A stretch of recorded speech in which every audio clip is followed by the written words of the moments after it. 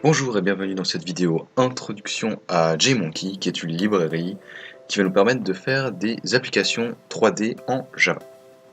Dans ce premier tutoriel, on va essayer d'aller jusqu'à la création d'une fenêtre et à l'affichage d'un simple cube en 3 dimensions. On pourra tourner autour, c'est prévu.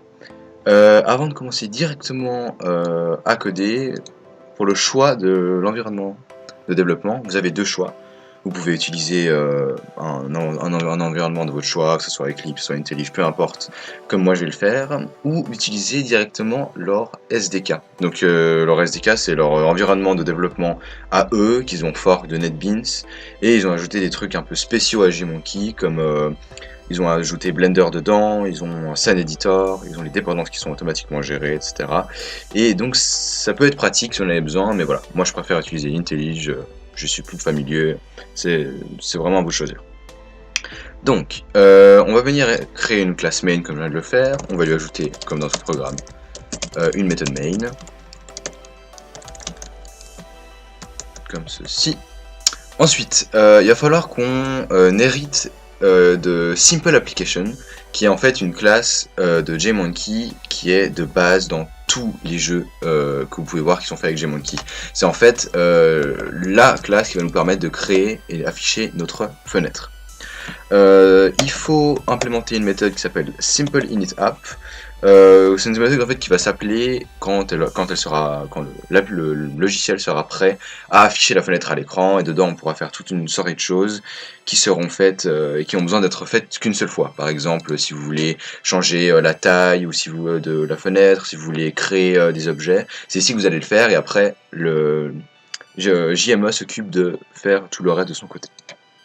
Alors, bon, le problème c'est que dans notre méthode main, on est dans un contexte statique, donc on n'a aucune instance de main test, encore moins de simple application. On va donc simplement venir créer un constructeur, enfin plutôt appeler un constructeur ici, qu'on va créer maintenant. Hop, pour sortir de ce contexte statique.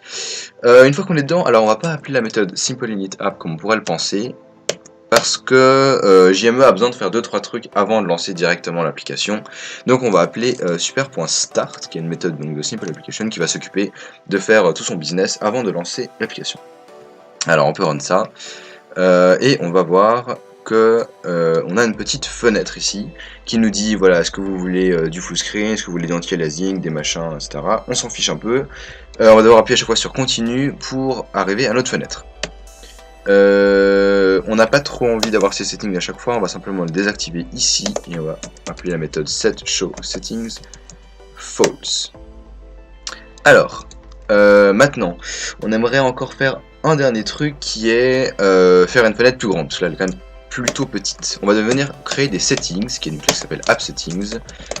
On va l'instancier, ensuite on va mettre true à l'intérieur parce qu'on veut charger les choses par défaut qu'on ne définit pas.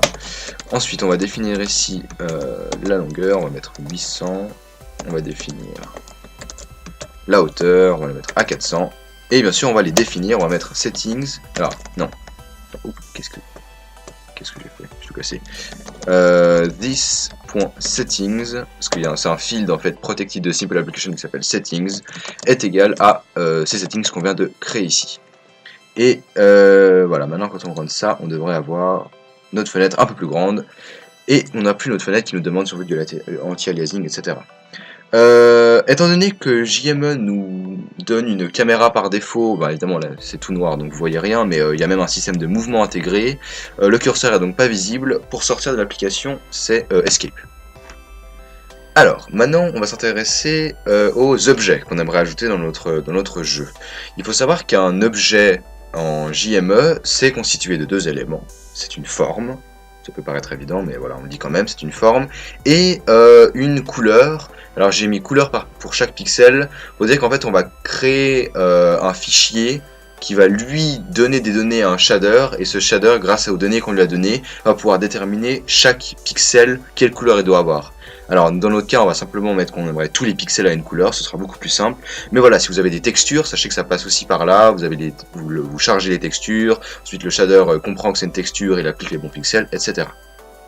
Alors pour créer une forme, vous avez plusieurs options. Vous pouvez utiliser par exemple Blender qui est un éditeur de modèles 3D, puis après importer le modèle, et puis avec 2-3 classes qui nous mettent à disposition, on peut charger ce modèle dans le code. Mais voilà, dans notre cas, on va simplement render un cube. Donc théoriquement on peut le faire directement dans le code. Un cube c'est simplement 3 données, c'est une longueur, une largeur et une hauteur. Quant à la couleur, on va utiliser ce qu'on appelle un matériel. Un matériel c'est donc une classe JME qui contient ce fameux fichier qui va donner des informations au shader qu'on ne va pas créer. On va en utiliser un qui est créé par défaut parce que c'est quand même relativement difficile à créer, c'est beaucoup plus avancé que ce qu'on aimerait faire maintenant, et ça marchera très bien. On pourra même choisir la couleur de notre objet final, donc tout va bien. Il faut savoir qu'un objet JME qui est donc composé d'une forme et d'une couleur, ça s'appelle un spatial. Donc voilà, il y a une classe qui s'appelle spatial, et on va pouvoir l'ajouter dans ce qu'on appelle la root node, qui est un field protected de notre simple application, qui est comme une boîte où on va pouvoir mettre toutes les données qu'on veut afficher à l'écran. De retour dans notre code. Alors, comme je l'ai dit précédemment, on va venir créer nos objets dans la méthode simple_initApp. Pour créer un cube, la classe qui nous permet de faire ça, c'est une box. Attention à bien importer le bon. Qu'on va venir créer ici. Et les 3 données à passer dans le constructeur, c'est la longueur, la largeur et la hauteur. On va mettre 2, 2 et 2. Ensuite, on va venir créer un spatial. On va pas instancier directement un spatial, on va instancier un géométrie, qui est en fait une classe qui hérite de spatial, qui est prévue pour les formes simples. En l'occurrence, notre cube c'est une forme simple, donc géométrie c'est parfait. On va appeler géométrie est égal à new géométrie. On va lui donner un nom, on va l'appeler box, peu importe, et on va mettre en paramètre notre box. Ensuite, comme prévu, on doit créer notre matériel, qui est ici, est égal à new material. Alors ici, on va passer en paramètre notre asset manager, qui est un field protected de nouveau de simple application, qui est créé tout seul, et qui nous permet de gérer nos fichiers, que ce soit les images, que ce soit les textes, etc., qui sont en dehors du projet.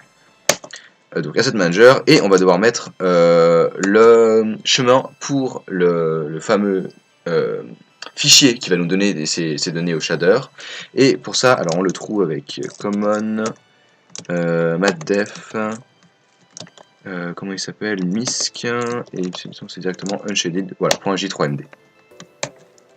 Ensuite, on va venir simplement définir une couleur à notre matériel, on va le mettre setColor. Alors ici, il nous faut un nom pour la couleur. On ne peut pas mettre ce qu'on veut, on va devoir mettre color exactement. C'est parce qu'en fait il y a un paramètre dans ce fameux fichier J3MD qui s'appelle color, et on va simplement définir ce paramètre là. Et ici on va mettre une color RGBA, et on va mettre du magenta, pourquoi pas. Ensuite on va donc à notre géométrie lui définir ce matériel, comme ceci. Et dernière étape, on doit ajouter dans la root node, comme je l'ai dit, notre géométrie attach child, et on va mettre notre géométrie.